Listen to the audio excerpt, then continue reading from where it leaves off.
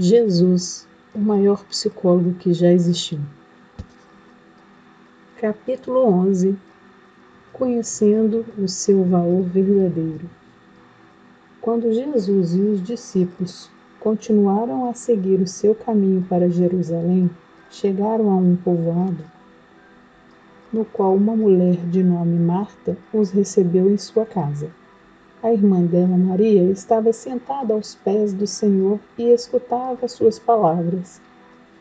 Marta estava ocupada pelo muito serviço. Parando por fim, disse: Senhor, não te parece injusto que minha irmã fique sentada enquanto eu faço todo o serviço? Diz-lhe que venha me ajudar. Mas o Senhor retrucou: Marta, Marta, tu te inquietas e agitas por muitas coisas. No entanto, apenas uma coisa merece a nossa preocupação. Maria, com efeito, escolheu a melhor parte, que não lhe será tirada. Lucas 10, 38 ao 42.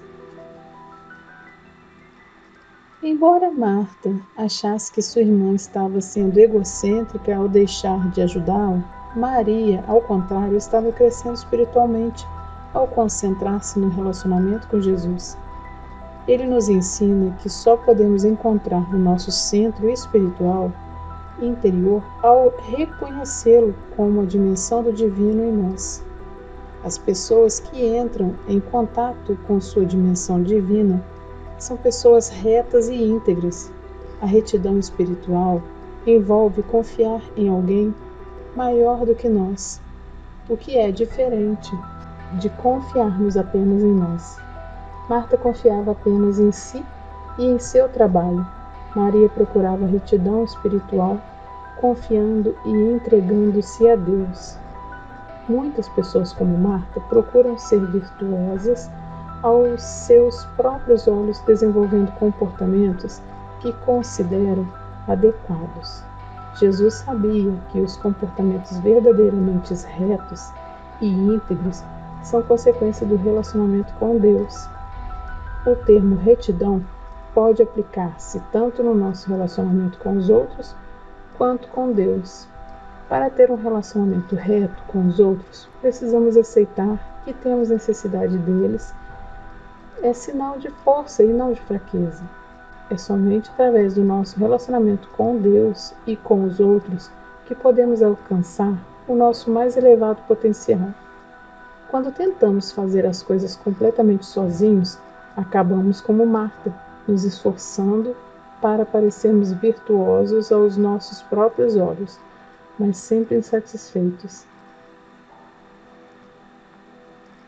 Somos todos pecadores. Aquele que de vós que estiver sem pecado, atire a primeira pedra.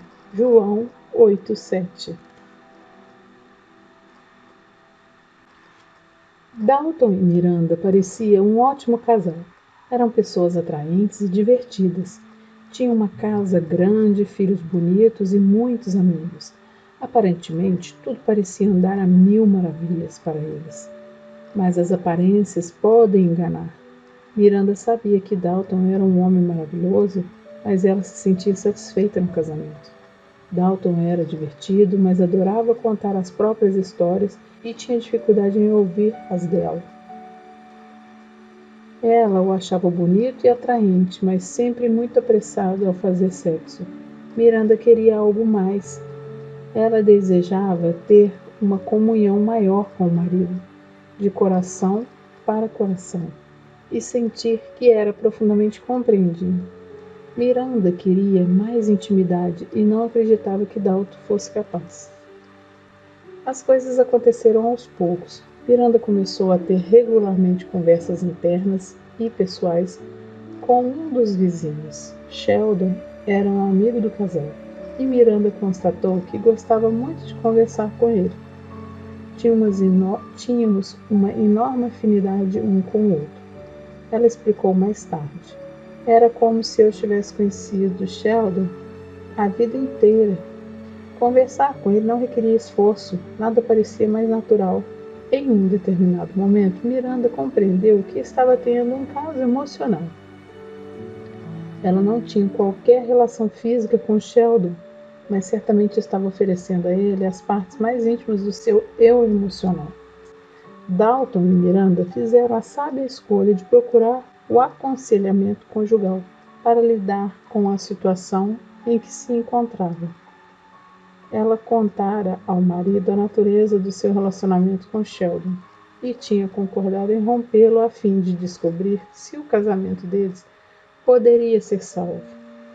Dalton estava profundamente magoado e zangado, porque não tinha feito de fato nada de errado.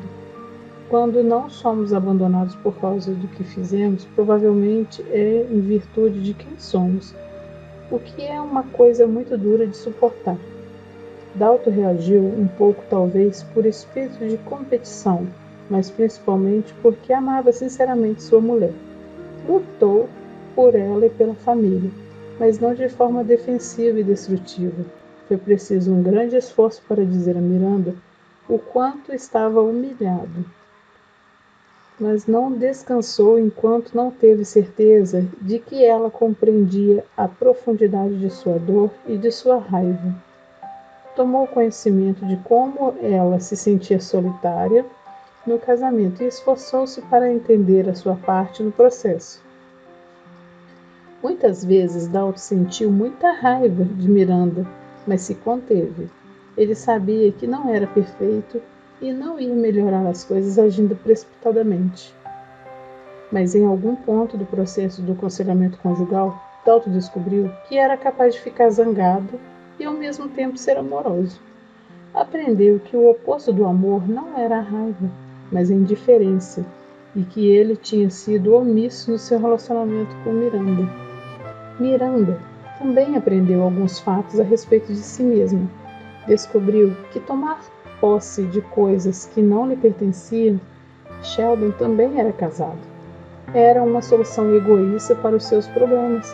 Constatou que não tinha sido uma pessoa tão aberta quanto imaginara ser e que tinha julgado Dalton injustamente ao considerá-lo psicologicamente inferior a ela. Mas o mais importante é que Miranda compreendeu que podia ser amada em um momento da vida em que menos merecia. Quando entendeu o quanto Dalton tinha sido ferido com o seu envolvimento, ficou impressionada ao descobrir como ele ainda a amava. Miranda e Dalton representam uma história de sucesso no aconselhamento conjugal. Eles começaram como pessoas imperfeitas que haviam contribuído para a ferida no casamento. Ao reconhecer este fato, estava admitindo que ambos eram pecadores na terminologia de Jesus. Reconhecer que havia errado foi o ponto inicial para corrigir as coisas. Hoje o casamento deles é um processo em andamento. A comunicação entre os dois está mais intensa, os sentimentos de amor são mais fortes e ambos diriam que o casamento está melhor que nunca. A união deles não é perfeita, mas tem a retidão que Jesus achava que os relacionamentos devem ter. Em determinada ocasião, uma mulher apanhada em flagrante de adultério foi levada à presença de Jesus para que certos líderes religiosos pudessem testar o seu respeito pela lei judaica, que exigia que a mulher fosse apedrejada até morrer. Mas Jesus via a retidão de outra maneira. Ele pediu a cada pessoa da multidão que examinasse o próprio coração, dizendo: aquele de vós que estiver sem pecado, atire a primeira pedra. Ninguém teve coragem de atirar. Ao fazer isso, Jesus estava deixando clara a sua definição de retidão e integridade. As pessoas retas seguiam leis religiosas em decorrência do relacionamento que já tinham com Deus e não para se tornarem retas. Muitas vezes usamos leis e regras para provarmos que estamos certos. No entanto, o primeiro passo em direção à retidão é reconhecer que somos todos pecadores, capazes de incorrer em erros no nosso relacionamento com os outros. Jesus quer que essa capacidade de errar vá sendo superada. No final, ele disse à mulher que deixasse a vida de pecado. Ele sabia que gestos e atitudes de amor ajudam as pessoas a serem melhores. Se os nossos relacionamentos forem amorosos, será mais fácil agir com retidão. Relacionamentos comprometidos dão espaço para atos moralmente incorretos. Como psicólogo, concordo plenamente com isso. Os meus pacientes que vivem casos ilícitos e destrutivos fazem isso por causa de maus relacionamentos, de feridas não curadas, de desapontamentos ou de falta de amor. Dizer-lhes que sigam as regras geralmente não adianta. O que funciona é amá-los. Princípio espiritual. Nós nos tornamos retos quando nos sentimos amados, mesmo quando estamos errados.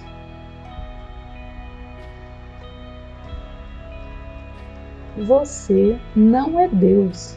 Ao Senhor teu Deus adorarás e somente a Ele servirás. Lucas 4:8. Joy é uma alma torturada. Ela se mortifica por qualquer coisa constantemente, sente-se culpada e reduz o contato humano na sua vida a uns poucos amigos que raramente vê. Joy quase não sai de casa porque tem medo de que possa acontecer alguma coisa que arruine o seu dia, de modo que prefere não deixar a segurança do seu apartamento. Joy morre de medo de micróbios e passa uma enorme parte do dia ocupada em livrar-se deles. Ela precisa certificar-se de que suas mãos estão limpas, lavando-as repetidas vezes. Não convida ninguém para ir ao seu apartamento, porque se alguém tocar em algum objeto seu, deixará micróbios nele e ela será forçada a limpá-lo repetidas vezes. Chloe sofre de um distúrbio obsessivo-compulsivo. Ela não percebe, mas os micróbios não são o seu verdadeiro inimigo. Ela teve boas razões para sentir medo muitas vezes, mas isso começou muito antes de ela pensar em micróbios. Chloe foi criada como filha única em uma casa onde seus pais brigavam constantemente. Ela consegue lembrar-se que chorou muitas noites até conseguir dormir, com um medo terrível de que alguém se machucasse e seus pais acabassem se divorciando. Chloe temia que o seu mundo fosse desmoronar e não tinha a menor ideia do que faria se isso acontecesse. Por favor, Deus, ela rezava todas as noites, prometo ser uma boa menina pelo resto da vida, se você quiser com que eles parem de brigar. Mas os pais de Chloe continuavam a brigar, de modo que, com o tempo, a menina voltou-se para um mundo secreto de fantasia para lidar com o seu medo. Ela imaginava que se fizesse o percurso da escola até em casa sem pisar em nenhuma rachadura na calçada, seus pais não discutiriam naquela noite. Às vezes, quando os ouvia brigando, ela imaginava que, se pensasse com suficiente intensidade em uma palavra específica, ela os faria parar. Como os pais de Chloe não a fazia sentir-se segura, ela tinha que procurar segurança sozinha. Se não havia ninguém maior e mais forte que ela em quem pudesse confiar, ela tinha então que confiar no pensamento mágico de sua mente. Infelizmente, a fantasia de Chloe de que a sua mente possuía poderes mágicos expandiu-se além da tentativa de fazer os pais pararem de brigar. Quando atingiu a idade adulta, a fantasia havia se difundido para várias áreas da sua vida na tentativa de criar uma sensação de segurança em um mundo cheio de ameaças. Hoje em dia, a sua principal preocupação são os micróbios. Agora ela imagina que, se seguir os ditames de sua mente, ficará salvo dos perigos que os micróbios oferecem. Como não podia confiar nos pais e nem mesmo em Deus para protegê-la do mal, ela foi obrigada a depositar a sua confiança no poder da sua própria mente. Jesus ensinou que as pessoas, no seu desejo de segurança e proteção, precisam ter consciência do amor de Deus. Idolatrar qualquer outra coisa simplesmente não funciona. Precisamos sentir-se protegidos, mas não podemos obter esse sentimento sem que alguém maior do que nós esteja presente quando precisarmos. sob o aspecto psicológico, só podemos desenvolver a capacidade de nos acalmar se tivermos tido em nossa vida alguém em que podíamos confiar e admirar durante a nossa fase de desenvolvimento. Jesus queria que as pessoas depositassem a sua confiança em Deus, porque é exatamente disso que elas precisam para conseguir a paz interior. Quem é mais capaz de nos fazer sentir seguro do que o Criador do Universo?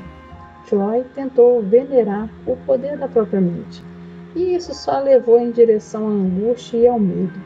Jesus ensinou que não devemos adorar a Deus em proveito dele, e sim em nosso benefício.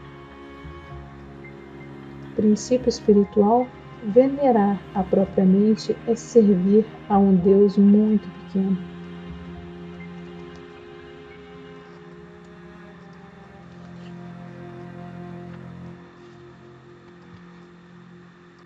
A chave para a espiritualidade. Aquele a quem pouco se perdoa, pouco ama. Lucas 7,47.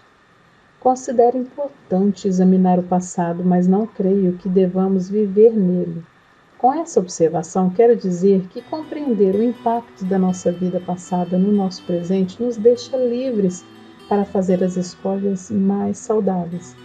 Rebeca não entendia de que maneira sua infância estava prejudicando sua vida na idade adulta. Paradoxalmente, é conversando a respeito do passado que podemos libertar-nos dele. Rebeca foi criada em uma comunidade conservadora onde aprendeu valores familiares tradicionais. Ela é grata pela criação que teve e ama muito seus pais. O único fato da infância e adolescência que ela se recusa a ver como problemático é que a sua única irmã, Sabrina, era deficiente mental. Isso representou um fardo financeiro e emocional para os seus pais, e Rebeca reconhecia isso. Ela sempre admirou a dedicação e a maneira abnegada com que eles cuidavam de Sabrina. Eles sempre foram tão bons. É como Rebeca descrevia os pais, quero dizer, eu sei como era difícil lidar com Sabrina e com tudo mais, mas eles nunca se queixavam. Nem uma única vez ouvi algum dos dois falar como se lamentasse alguma coisa. Meus pais são incríveis. Essa dedicação, porém, criou um problema para Rebeca. Como nunca ouviu os pais se queixarem, ela acreditava que se reclamasse de qualquer coisa estaria errada. Mas ela tinha queixas com relação ao tempo e à energia que os pais despendiam para cuidar de Sabrina e ao fato de sentir-se responsável pela irmã quando os pais não estavam por perto. Rebeca secretamente ressentia-se por não ter sido criada em um lar normal ao qual pudesse convidar os amigos sem envergonhar-se. Rebeca nunca foi capaz de admitir seus sentimentos na frente dos pais. Afinal de contas, veja bem, tudo que eles fizeram, sinto-me muito mal. Eu acho horrível sentir ressentimento de uma irmã mentalmente deficiente. Quero dizer, eu tive sorte, sou esperta e normal. Afinal, posso dizer que, graças a Deus, eu escapei. Rebeca sentia-se terrivelmente culpada por seus sentimentos em relação a Sabrina. Ela se achava uma pessoa má por sentir-se assim. A terapia de Rebeca obrigou-a a enfrentar outra tarefa difícil. Para ficar curada dos sentimentos dolorosos que tinha dentro de si, ela teria que conceder o perdão à pessoa mais difícil de perdoar, ela mesma. Ela precisava aceitar-se e perdoar a si mesma para ressentir-se de Sabrina, por desejar que os pais lhe tivessem dado mais do que ela recebera. E por ser a filha normal, ela tinha que aceitar seus sentimentos como naturais e descobrir que não somos culpados por aquilo que sentimos, mas pelos atos que cometemos quando prejudicam os outros. Para amar a si mesma e os outros do jeito aberto e vulnerável que desejava, Rebeca teria que remover o muro de culpa e ressentimento ao redor do seu coração. Perdoar a si mesma era a única maneira de fazer isso. A forma mais profunda do perdão é um processo de compreensão que exige esforço e mudança interior. Para chegar a este ponto, é necessário um processo mais ou menos longo.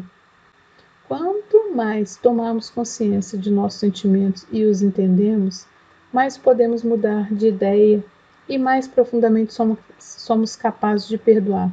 Felizmente, Rebeca foi capaz de dedicar-se à terapia e o processo de perdoar a si mesma está caminhando bem. Exatamente como Jesus previu. Existe um poderoso relacionamento entre nos sentirmos perdoados e a capacidade de amar. A pessoa que Rebeca precisava perdoar era ela mesma. Jesus ensinou que o perdão é uma das ferramentas mais poderosas à disposição da humanidade. Muitos subestimam a importância psicológica do perdão.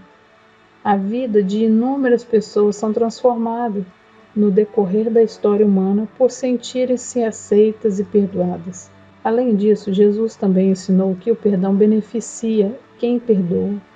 O perdão remove os ressentimentos que nos impedem de desenvolver nossa espiritualidade.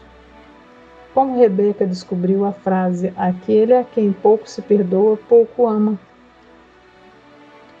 é especialmente verdadeira quando somos nós a pessoa que precisa de perdão. Princípio espiritual: existem ocasiões em que perdoar a nós mesmos é o mais árduo ato de amor.